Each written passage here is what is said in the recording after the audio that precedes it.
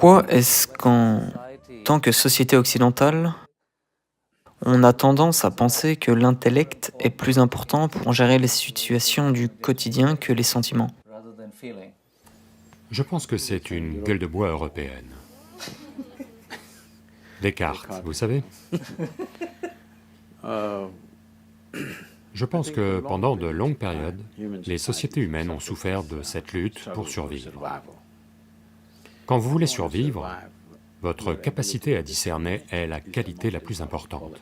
Autrement, vous ne survivez pas. Jusqu'à ce qu'on crée le genre de société où tout le monde peut survivre, cela ne peut pas s'apaiser.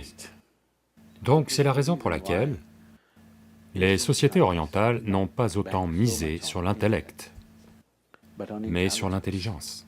Il y a une nette différence, parce que probablement qu'en anglais, il n'y a pas de mots pour décrire les différents aspects de l'intelligence.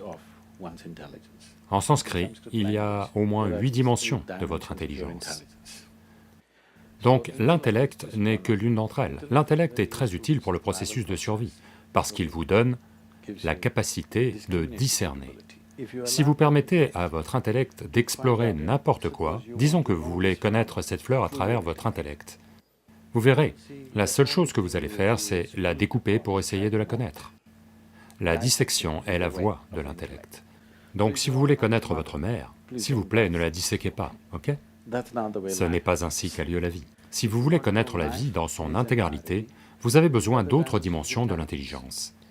Comme l'intellect a donné la capacité de survivre et un certain sentiment de domination sur les autres, nous sommes devenus des dévots de l'intellect.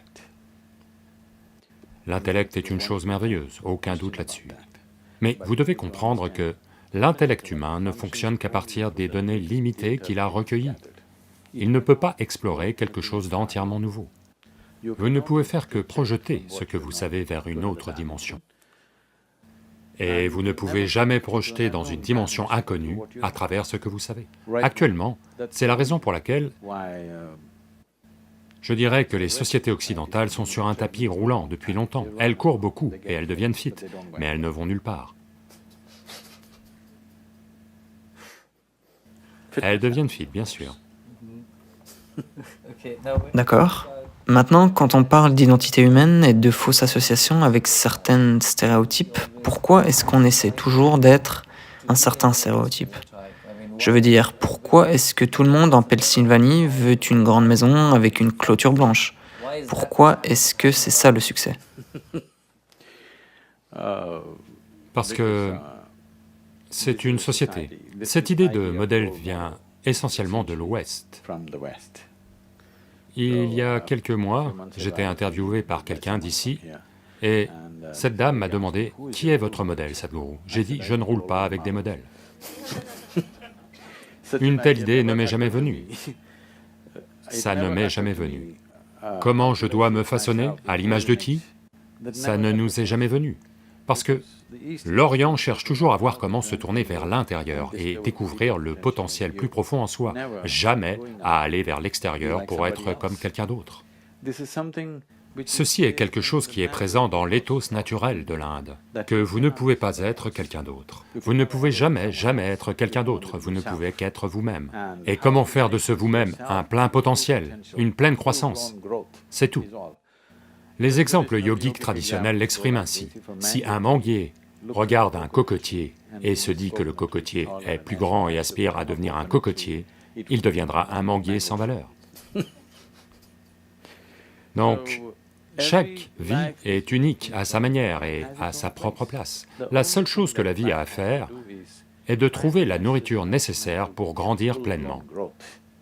Si vous devenez un vous-même pleinement épanoui, c'est tout ce que vous pouvez faire, autrement vous allez devenir prétentieux. Donc le problème c'est que, une fois que vous vous fiez à votre intellect, ces deux choses sont très liées. Une fois que vous vous fiez à votre intellect, vous aurez tout un tas d'informations, mais vous ne savez rien. C'est l'éducation moderne. Vous avez tout un tas d'informations avec vous, tout le monde débite ce que... Dans un dîner, vous pouvez voir les gens donner la distance exacte entre la planète Terre et, vous savez, la planète Mars et tout, mais en quoi est-ce pertinent?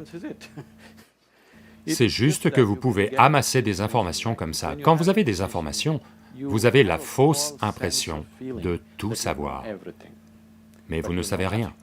Ça peut vous être utile sur les marchés financiers d'avoir des informations, mais avec la vie, ce n'est pas de l'information qu'il faut. Ce qui compte, c'est la profondeur des parts que vous avez dans la vie. Vous avez besoin d'adhérence à la vie, de faire l'expérience de la vie. Vous ne pouvez pas la connaître. Si vous lisez un livre et pensez connaître la vie, ou si vous comprenez quelque chose dans votre tête et que vous pensez la connaître, non. Vous devez en faire l'expérience. La profondeur de votre expérience est ce qui fait cette vie. Donc, si vous suivez l'intellect, l'imitation est un processus naturel, et c'est comme ça que les modèles arrivent. Je peux vous raconter une histoire? Je vous en prie. Je demande toujours votre permission, parce que dès que je commence « Il était une fois », beaucoup de gens pensent que c'est l'heure d'aller au lit. Vous savez, c'est la seule fois où quelqu'un leur a raconté une histoire. Donc cela s'est passé au début du XXe siècle, en 1910. Il y avait un homme qui s'appelait Topiwala. Topiwala veut dire vendeur de chapeaux. Vous savez, le nom des gens renseigne parfois sur leur métier. Donc, il va de village en village, de ville en ville, à vendre des chapeaux, dans la chaleur tropicale. Un après-midi, il se sent fatigué et il va s'asseoir sous un arbre, ouvre son maigre repas, mange et s'assoupit. Peu de temps après, il ouvre les yeux et, à sa grande horreur, tous les chapeaux ont disparu. Il cherche partout, pas de chapeau. Quand vous faites tout ce qui est possible et que vous ne savez plus quoi faire d'autre, les gens prient. Donc il lève les yeux pour prier, et il voit une bande de singes assis là, tous avec un chapeau. Alors il leur crie dessus, il lui crie dessus en retour. Il les insulte, il l'insulte dans leur propre langue. Il ramasse tout ce qu'il peut et le leur jette dessus. Ils ramassent tout ce qu'ils peuvent et lui jettent dessus. Ne sachant plus quoi faire, par pure frustration, il prend son chapeau et le jette au sol. Tous les singes prennent leur chapeau et le jettent au sol. Et il les ramasse et reprend ses affaires. Le 21 décembre 2013, un autre homme se promenait en vendant des chapeaux. Il se trouve que lui aussi s'appelle Topiwala.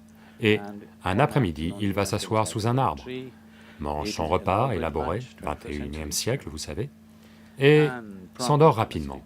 Après un certain temps, il se réveille, les chapeaux ont disparu. Il ne regarde pas ici et là, il regarde tout de suite vers le haut.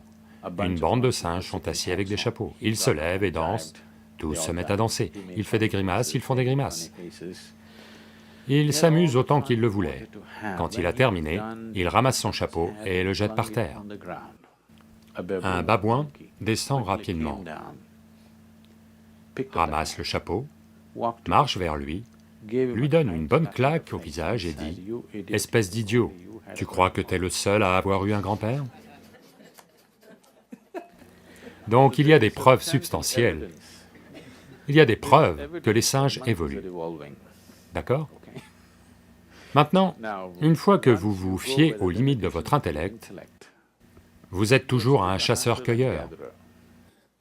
Peut-être qu'au lieu de collecter des morceaux de viande et de cuir et des os et des dents d'animaux, aujourd'hui vous collectez des informations, vous connaissez la distance entre Mars et le Soleil et ci et ça, peut-être que vous collectez, mais la nature de l'intellect est toujours de collecter. En collectant, si vous collectez tant, quelqu'un qui a tant, vis-à-vis de cette personne, par rapport à cette personne, vous semblez mieux. Mais en termes d'expérience de vie, vous n'allez pas vous sentir mieux. Donc si vous avez collecté tant, et si un autre a collecté tant, alors par rapport à cette personne, vous vous sentez nul. Donc l'accumulation procède toujours par comparaison. Votre propre accumulation ne signifie rien, ce n'est que parce que quelqu'un d'autre a une récolte plus maigre que la vôtre. Ou en d'autres termes, quelque part, vous commencez à apprécier l'incapacité de quelqu'un d'autre ou son échec ou n'importe. Donc, ceci est la nature de l'intellect, parce qu'il survit sur ce que vous avez collecté.